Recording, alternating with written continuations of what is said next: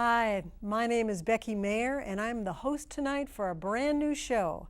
It's called Transitions, Body, Mind, and Spirit. And we're all in transition in our lives. And I have a wonderful guest, Carolyn Oehler, who is here, who is going to speak about transitions in her life. She has a very fascinating background. And her last job was for 11 years, she was President of Scarritt Bennett. Am I correct? Correct. Very good.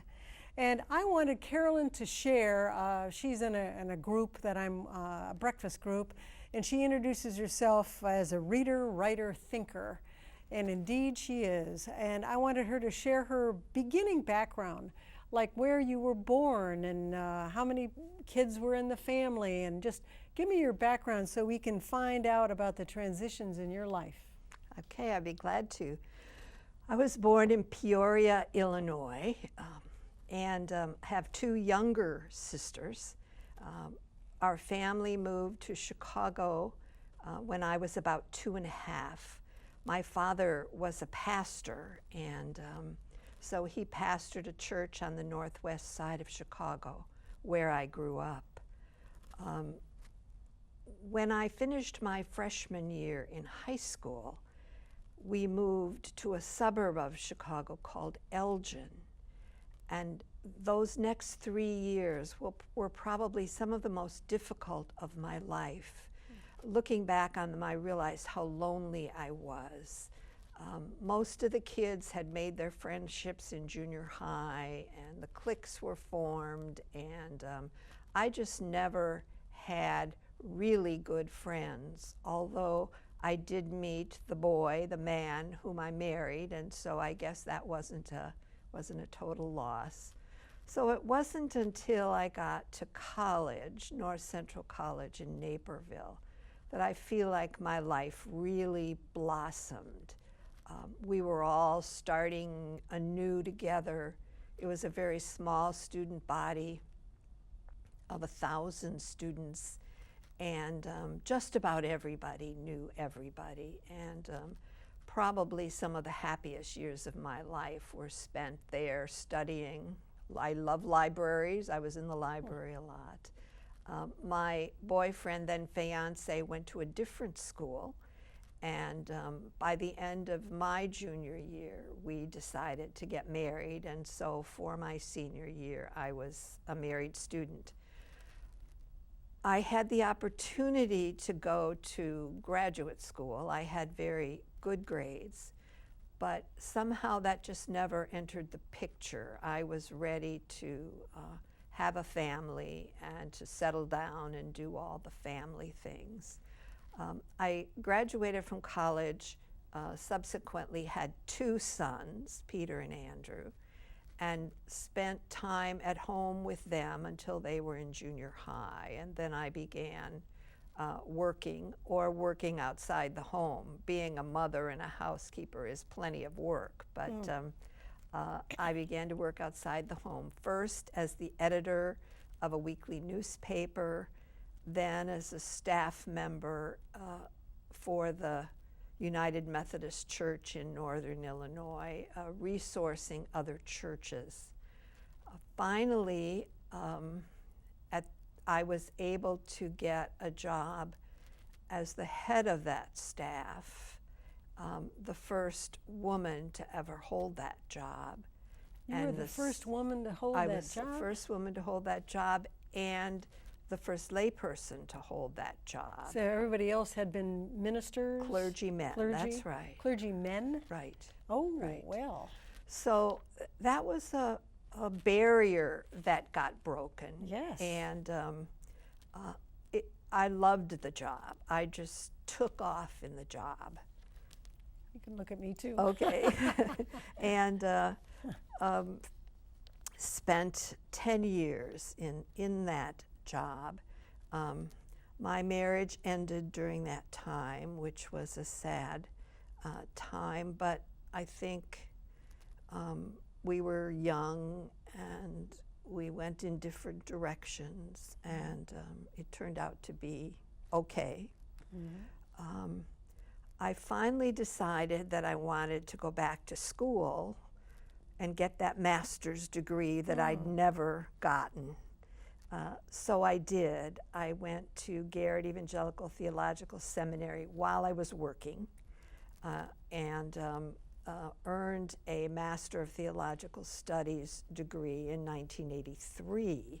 And when you earned that, were your children still at home? One of my boys was still at home, Okay. yes. Yes. Okay, but you were working and then And going to school, that's and right. going to school and Right. had a child at And home. had a child at home, And that's you right. were a single parent by that time. That's right. Yes. That's right. So lots of challenges, but also lots of rewards. That too was a very exciting time in my life. I think learning is one of the things I really like to do, and there was lots of learning in that situation. I decided not to be ordained and pastor a church. And why did you decide not to be a pastor when it seemed like all your degrees were kind of funneling you into Yes, that? That's true. This will sound strange, but I got to know so many pastors that I decided I didn't want to be one. And that pastoring a church is a tough job, and I decided I didn't want to do it. Yeah. So I continued to be employed by the church as a lay person and not a clergy person. And this was the Methodist Church? It is, Okay. the United Methodist Church, right. Right, and then gradually I decided I wanted to get my PhD. One of the women who became my advisor said to me when I said, "Rosemary, I'll be 50 years old." And she said, "Well, you're going to be 50 years old anyway. Do you want to be 50 with a PhD or without a PhD?" And I thought about it and I said, "Okay, with." So I entered a joint program with Northwestern University and Garrett Evangelical. And at the age of 57, I earned my PhD. During that time, Scarritt Bennett Center was looking for a new president. And could you tell our audience what Scarritt Bennett actually is and explain? I can. Scarritt Bennett is a conference, retreat, and education center on the property that was Scarritt College. Scarritt College closed in 1988. It was for Christian workers, for missionaries, for those in the United Methodist Church who were not seeking ordination. And for a variety of reasons, both funding and students, they closed in 1988 and became a conference center. And when the first director left, they were looking for another director. And I remember saying when they asked me to apply, "I can't. This is my dream to get a PhD. I've got to do this." And they kept coming back to me and finally said, "We'll work it out. You can work on your PhD and be the director of Scarritt Bennett." Wow, so a dual role. A dual role. One part of that role was in Nashville, and one part of that role was in Evanston, Illinois. Wow. So I figured out probably the most expensive way to get a PhD, which is to commute by airplane from Nashville to Evanston.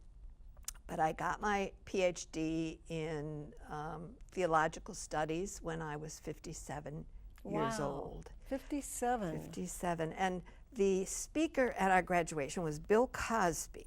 Bill Cosby. Yeah, and he was fun. And part of the getting a PhD is you get to walk across the stage and you get your degree and all the big muckety-muck shake your hand. And then Bill Cosby was shaking hands. Well, part of that is to take off your cap. Well, when I took off my cap and he saw all that gray hair, he pointed to his and he said, "We've still got it." So that was my blessing for getting my PhD. And Bill Cosby saying, Yes. "Way to How go! about I have that? gray hair Yeah. too, and go for Go yes. for it. That's Go great. for it, and congratulations. So So I never taught formally, but a lot of my life has been educational and teaching. And so Scarritt Bennett Board was very kind to me to let me take that time. I wrote my dissertation in a year and a half. And That's very quick, isn't it? yeah. Yes. I needed to get done. Yes. You know, I didn't have all the time in the world. So I wrote it in a year and a half and got my degree. A transition during that time then was moving to Nashville.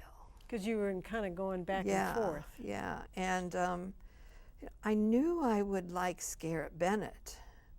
I didn't know about the South because I'm a Midwesterner through and through. What was your preconceived ideas about the South? What do you feel that, oh, I moved to the South and this is going to happen?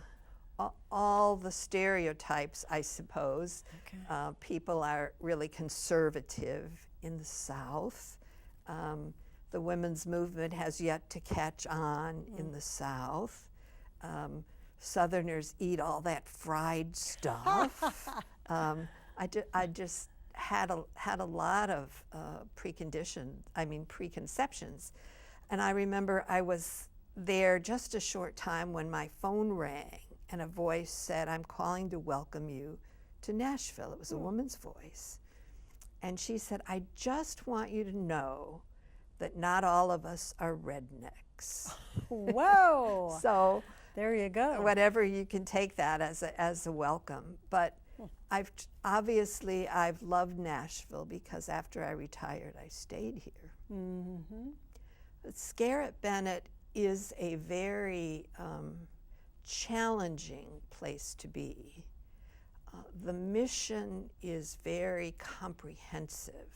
It's things like the empowerment of women, the eradication of racism. I mean, eradication is a pretty That's a heavy big duty word. It is a eradication. heavy-duty word, yes. Empowerment, creating a global consciousness. And I really worked on that. You know, what would a global consciousness look like, and how would people who had one act? And so we were always trying to push the edges so we weren't just a little Southern conference center, but we had a global reach. And for us, that really meant international.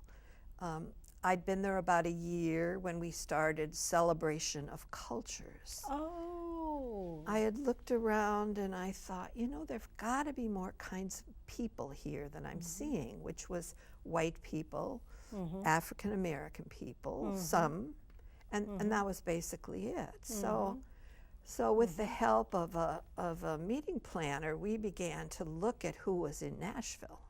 And in that first celebration, we had 40 ethnic and national groups represented. 40. And these were people who already lived in Nashville. We didn't import anybody. Wow. It was people who lived here. And that celebration was a one-day affair here in Nashville? It started out as a one-day affair on the campus. I had two purposes. One was to celebrate our diversity, and the other was to introduce people to Scarritt Bennett Center. I was tired of hearing it's the best kept secret in Nashville, and I thought, well, maybe if I can get people there, you know, it won't be so secretive. So I loved old Nashvillians coming up to me and saying, I had no idea we had this many kinds of people.